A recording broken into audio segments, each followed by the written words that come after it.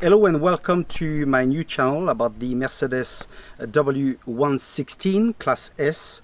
I've been able to save that car from the junkyard or being sold to pieces, and so I'm very happy with that.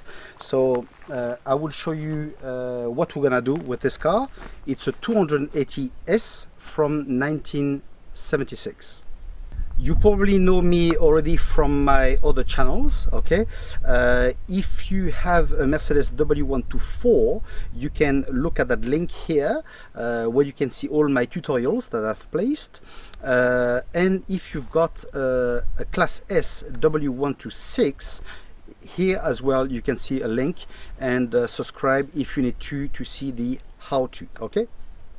So, as you see, that car has quite a few flaws, and obviously I will need to address those, okay? So if what we will do bit by bit, I will go and shoot the video on how to, on this car, how to remove the headlights, the bumpers, the doors, etc, etc, okay? So stay tuned on this channel, and I will show you bit by bit how we do things on this car.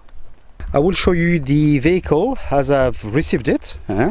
Bodywork, it seems okay. The door has a bit of a knock here, but it's okay, nothing too drastic. The interior is quite neat. Color cream. See, there's no options on this car. It's a bit of a shame, but doesn't matter. It will still be very useful to make videos. The wood will have to be redone, it seems, as well as the dash. The rear as well is in very good condition.